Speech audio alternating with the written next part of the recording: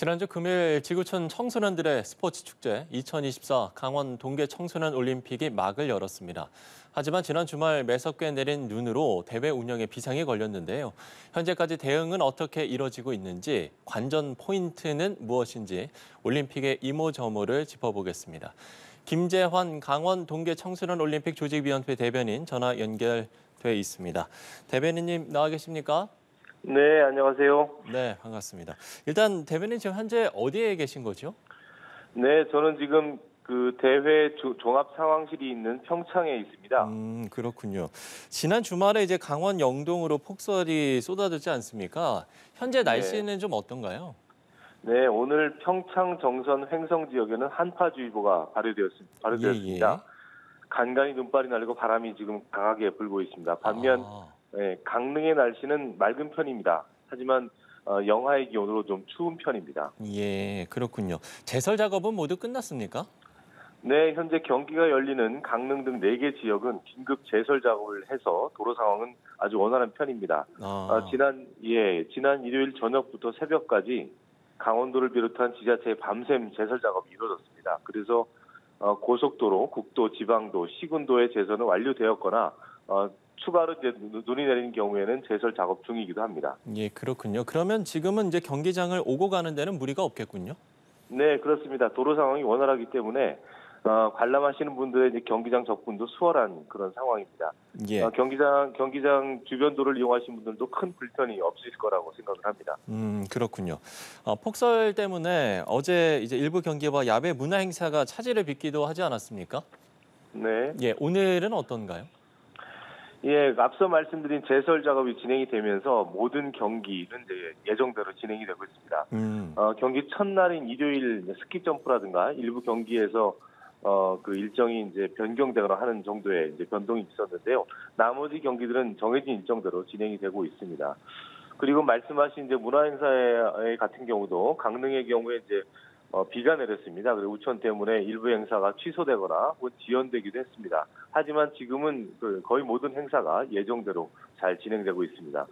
가령 강릉 올림픽파크에서 열리는 DJ 스케이트 나잇 이런 것 같은 경우도 이제 다시 진행이 될 예정입니다.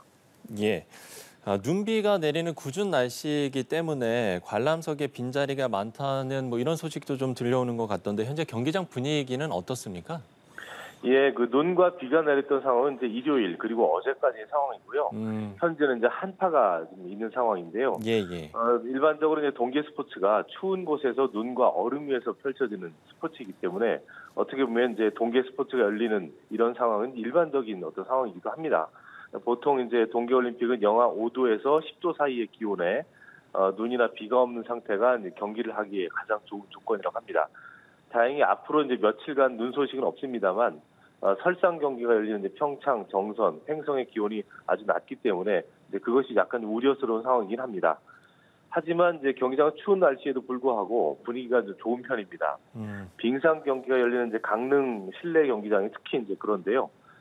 우리나라 선수들이 이제 강점을 보이고 있는 쇼트트랙이나 스피드 스케이팅 경기 이런 데는 많은 관중들이 오셔서 우리 선수들 응원하시기도 합니다.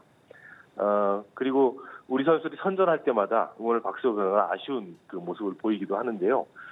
앞서 말씀드린 것처럼 이제 봅슬레이, 스켈레톤과 같은 슬라이딩 경기가 열리는 평창 지역은 상대적으로 좀 한산한 편입니다.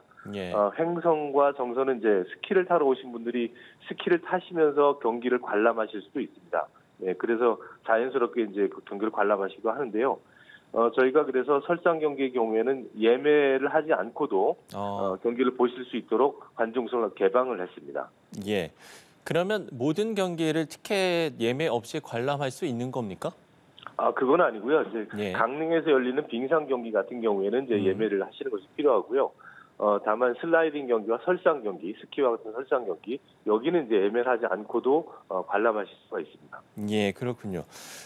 기상 악화로 선수들의 경기에 영향은 없을까 이런 좀 우려를 하시는 분들도 계시더라고요. 어떻습니까? 네, 그 눈이 많이 올 경우에 경기에 영향이 있다라고 이제 보고 있습니다. 예.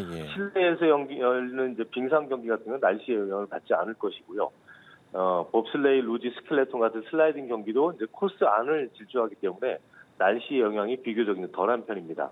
다만 스키 점프라든가 알파인 스키와 같은 설상 종목은 이제 영향을 미친다고 알려져 있습니다. 가령 이제 눈발이 날리면 스키 점프하는 선수가 시야가 확보되지 않기 때문에 부상을 입을 가능성도 있고, 그래서 이런 경기를 할 수 있는 환경이 조성되어야지만 경기를 정상적으로 제대로 치를 수가 있다고 합니다. 예. 앞서 이제 뭐 잠시 언급을 해주셨습니다만 모레까지 이제 한파가 이어질 것으로 보이기 때문에 추위에 대한 준비 중요할 것 같은데요. 추위에 대한 준비는 어떻게 이루어지고 있습니까? 네, 저희가 크게 세 가지 차원으로 말씀드리셨을 것 같은데요. 네. 이제 경기를 치르는 이제 선수들 같은 경우에는 선수 대기실에서 추위를 녹일 수 있도록 여러 가지 장치를 저희가 마련해 놓고 있고요. 그리고 이제 관중분들 같은 경우에 이제 난방 버스라든가 난방 텐트를 설치했습니다. 경기장 주변에. 그래서 이제 경기를 관람하시다가 추위를 느끼시면 이걸 피할 수 있는 그런 장치들을 마련했고요.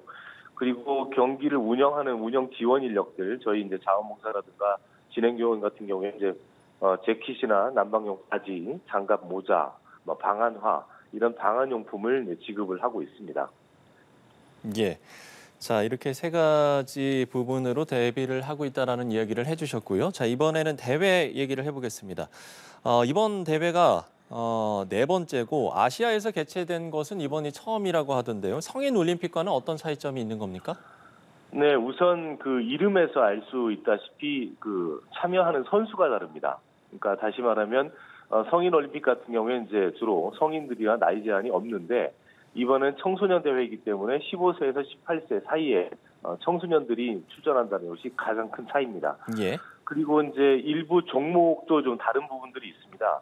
아이스하키 3대3 경기, 이런 경기 같은 경우에는 이제 청소년 대회에만 있는 그런 경기고요.